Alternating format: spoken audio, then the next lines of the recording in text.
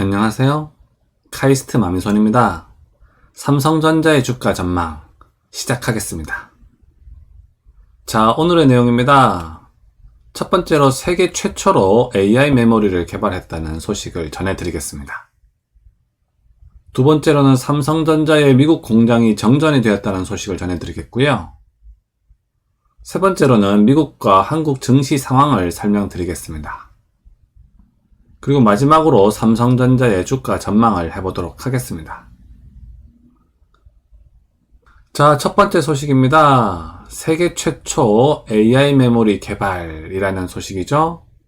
자, 그 내용을 보시면 삼성전자 세계 최초 지능형 메모리 반도체 개발 성공, 이런 기사가 어제 잔뜩 도배가 됐습니다. 그런데 이 내용이 뭔지 잘 모르시는 분들이 많으실 것 같거든요. 자, 그 내용을 보시면 세계 최초 지능형 메모리 반도체 HBM, PIM 개발. 자, 이게 뭔지 도저히 알 수가 없죠?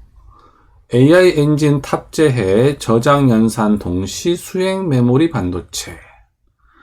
자, 이거 전공자가 아니면 도대체 이게 뭔지 모르시는 분들 많으실 겁니다. 그래서 제가 이게 뭔지 좀 쉽게 설명해 드리도록 하겠습니다. 자, 이것은 기존 컴퓨터 구조입니다. 기존 컴퓨터에는요, CPU가 있었고, 메모리가 있었죠? 자, 그래서 이제 쉽게 생각하시면 이런 겁니다. 여러분들 그 프로그램 짜실 때 그 프로그램들은 여기 메모리에 저장되어 있다고 생각하시면 되고요. 그걸 CPU가 읽어서 계산을 한 다음에 다시 또 값을 저장하기도 하고, 그 다음 프로그램을 다시 불러서 계산한 다음에 다시 값을 메모리에 던져주기도 하고 이렇게 되겠죠? 그래서요, 이 CPU랑 메모리 사이에 주고받는 데이터량이 많습니다. 이게 이제 기본 컴퓨터 구조거든요. 자, 이 사진은 기존 컴퓨터 내부의 사진입니다. 이 펜이 달린 부분이 여기가 이제 CPU죠? 그리고 이쪽이 이제 D램 메모리인데요. 그래서 CPU에서 계산을 하고 값을 던져주고 다시 또 프로그램을 읽어오고 또 값을 던져주고 하면은 요 사이에 데이터가 많이 왔다 갔다 해야 되겠죠? 그래서 기존 컴퓨터 구조에서는 이런 문제가 있었습니다. 그래서 사실 전력의 한 70%가요, 이 데이터 주고받는데 사용된다고 합니다. 그래서 이 데이터가 왔다 갔다 하는 것을 줄일 수 있으면 전력 소모도 줄어들고 계산도 빨라지겠죠? 자, 그래서 과학자들이 연구를 많이 했습니다. 그래서 차세대 반도체 칩의 구조를 보여드리겠습니다. 자, 이것은 최신 반도체 칩입니다. HBM이라고 하는데요. 영어 약자로는 High Bandwidth Memory라고 합니다. 이 약자는 굳이 모르셔도 되겠습니다. 어쨌든 최신 반도체 칩에서는요, 이 CPU랑 메모리 사이에 데이터가 많이 왔다 갔다 해야 되니까 그것을 어떻게든 효율적으로 하려고 이런 식으로 만들었습니다. 자, 이쪽은 이제 CPU고요. 이쪽이 이제 메모리입니다. 자, 메모리를 이렇게 아파트처럼 위로 쌓아가지고요, 하나의 반도체 기판 위에다가 갖다 붙인 겁니다. 그래서 아까 그 앞에 사진은요, CPU랑 메모리가 마더보드 상에서 그 구리선을 통해서 이렇게 갔어야 되잖아요. 그게 아니라 최신의 반도체 칩은 어떤 반도체 기판 위에다가 요 메모리 반도체 칩을 쌓아 올리고, 그리고 CPU를 여기다 쌓아 올려서 하나의 반도체 칩처럼 보이게 그 안에서 이렇게 연결하는 그런 구조입니다. 그래서 이 CPU랑 메모리 사이의 거리가 확연하게 줄어들게 되거든요. 그래서 CPU랑 메모리 사이의 데이터의 송수신이 상당히 빨라져서 성능이 많이 개선된 그런 구조입니다. 그래서 최근에 나오는 반도체 칩들은 이런 구조를 가지고 있습니다. 자, 그런데요, 먼 미래에는 어떻게 될까요? 먼 미래에는 아예 하나의 칩에 CPU랑 메모리가 함께 들어갈 수 있다면 참 좋겠죠? 자, 물론 현재의 기술로는 이게 지금 불가능합니다. 현재의 기술로는 이게 지금 불가능하기 때문에요. CPU 따로 만들고 메모리 따로 만들어 가지고 아까 앞 페이지에서 보여드렸던 것처럼 그렇게 패키징을 해서 마치 원칩처럼 보이게 하는 기술로 이제 사용하고 있는데요. 그게 아니라 나중에 한참 먼 미래에는 CPU랑 메모리가 하나의 칩에 완전히 구현될 수 있는 그런 방식이 연구될 것으로 생각이 듭니다. 자, 그런데요. 제가 이렇게 얘기하면은 아마 반도체를 전공하시는 분들은 이거 불가능하다 뭐 이러시는 분들도 계실 거예요. 그런데 그 과학이라는 게요. 항상 뭐든지 새로운 게 나올 때는 그거 안 된다. 그거 불가능하다. 라고 얘기하는 사람들이 있고요. 어떻게든 방법을 만들어서 새로운 방식을 연구해 보는 사람들이 있습니다. 그 예전에 박정희 대통령이요. 경부고속도로를 만든다고 했을 때 수많은 사람들이 그거 안 된다. 불가능하다고 했죠? 하지만 결국 해냈습니다. 그리고요. 얼마 전까지만 해도 한 번 쐈던 로켓을 재사용한다는 거 불가능하다. 안 된다. 했었죠? 하지만 앨런 머스크는 한 번 썼던 로켓 재사용하는 거 성공시켰죠? 그래서 제가 이런 얘기를 했을 때 많은 반도체 전공자분들이 이거 안 된다. 이거 불가능하다. 뭐 이러신 분들 많으실 거예요. 하지만요. 안 되는 이유를 열거하지 마시고 이것이 되도록 연구해 보시는 것이 진정한 과학자의 연구 자세라고 생각이 듭니다. 그리고요. 이것을 만드는 자, 세계를 제패하게 되겠죠? 여기에 대해서는 모든 반도체 공학자들이 공감하실 거라고 생각이 듭니다. 자, 그래서요. 삼성이 이번에 개발한 AI 메모리가 어떤 의미를 가지는지 좀 설명을 해드리겠습니다. 자, 이 앞 페이지에서 보여드렸듯이요. CPU랑 메모리가 하나의 칩에 들어갈 수 있다면 참 좋겠지만 현재의 기술로는 불가능하다고 했죠? 그래서요. 삼성에서는 이 메모리에다가 어떻게든 연산 기능을 약간 넣은 겁니다. 자, 삼성전자는 이 메모리의 강자죠? 그래서 이 메모리에다가 어떻게든 CPU의 일부 기능을 약간 넣은 겁니다. 그것이 바로 이번에 개발한 AI 메모리가 되겠습니다. 물론 그 전공자분들은 잘 아실 거예요. 이 AI라는 게 되게 멋있어 보이지만 사실은 연산 기능 자체는 되게 단순하잖아요. 그래서 그 단순한 연산 기능을 메모리에다가 같이 집어넣은 겁니다. 그래서 어떻게 보면은 삼성전자가 이렇게 CPU랑 메모리를 통합하고자 하는 칩을 만드는 단계에 조금씩 다가가고 있다. 뭐 그런 의미가 있다고 할 수 있겠습니다. 뭐 삼성전자 입장에서는 메모리에다가 이제 CPU 기능을 조금씩 넣으려고 노력을 하고 있는 거죠. 그래서 이번에 이 개발된 AI 메모리가 아주 큰 의미를 가진다고 할 수 있겠습니다. 자, 그래서요.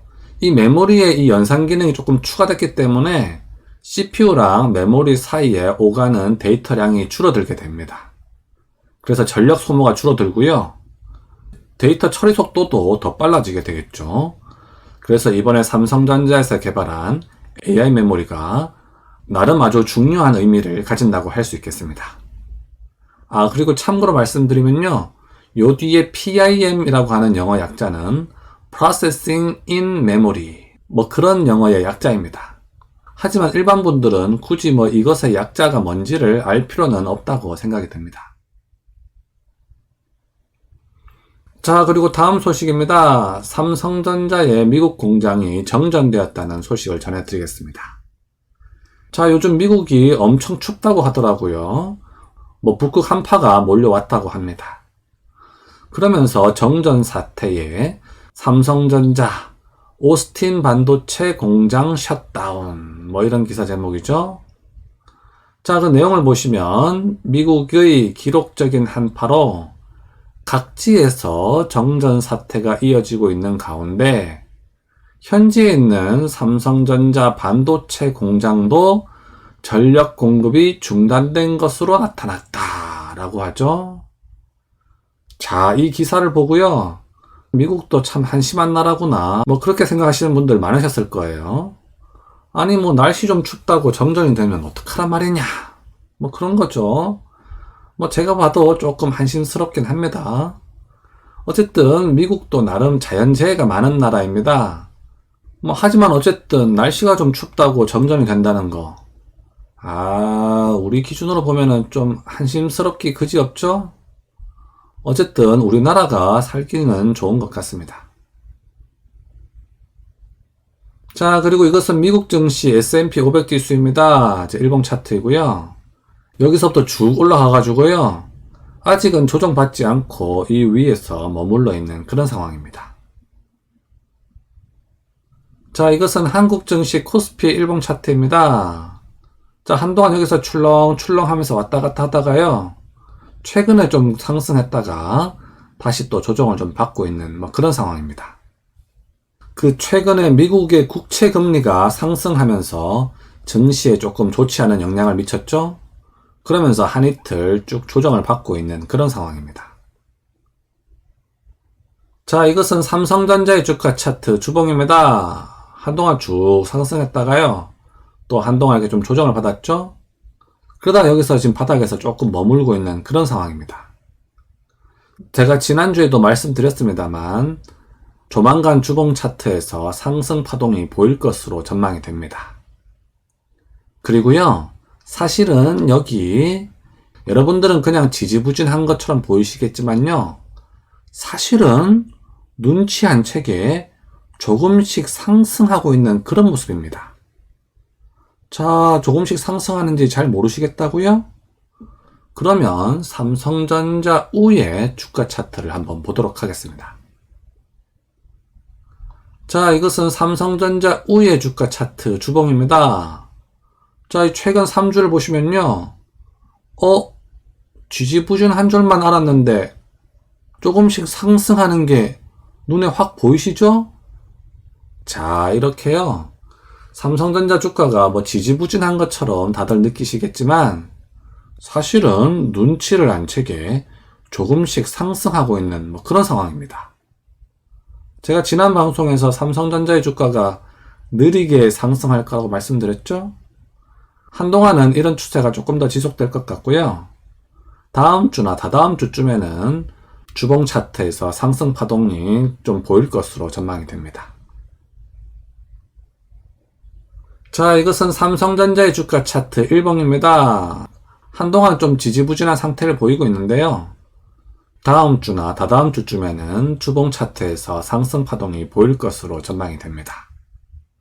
자, 여기다가 적정가를 표기하면요, 적정가는 지난 3년 평균 배당 수익률 2.3%의 의결권을 더한 가격입니다. 그게 이제 91,000원이고요. 지난 3년 평균 배당 수익률 2.5%의 의결권을 더한 가격입니다. 그것은 이제 84,000원이 되겠습니다. 제가 매번 말씀드리고 있습니다만은 84,000원 이하에서는 매수하시면 되겠습니다. 자, 삼성전자의 외국인과 기관의 매매 동향입니다. 자, 이 외국인을 보시면요, 월화 이렇게 좀 매수를 많이 했다가 또 수목 이렇게 많이 팔았습니다.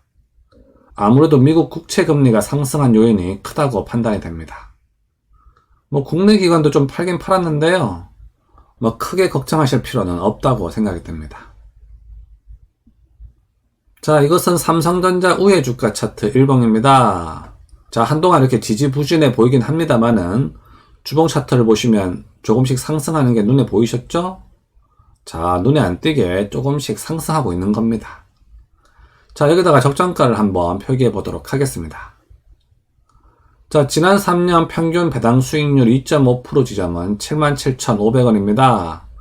뭐 이 가격 아래서는 충분히 살 가치가 있다고 생각이 들고요. 그리고 지난 3년 평균 수익률 2.3% 지점은 84,500원이 되겠습니다. 삼성전자 우의 외국인과 기관의 매매 동향입니다. 자, 이 외국인을 보시면요, 한동안 조금 매수가 들어오더니 이번 주 수목은 이렇게 많이 팔았습니다. 앞에서도 말씀드렸습니다만은 미국 국채 금리가 상승한 요인이 좀 크다고 생각이 됩니다. 하지만 국리기관 같은 경우에 오늘 조금 매수가 들어오기도 했죠? 어쨌든 전체적으로 큰 걱정을 하실 필요는 없다고 판단이 됩니다. 자, 오늘도 제 영상 시청해 주셔서 감사드립니다. 아무쪼록 항상 건강 조심하시고요. 여러분들의 투자에 행운을 빌겠습니다. 그럼 다음 시간까지 안녕!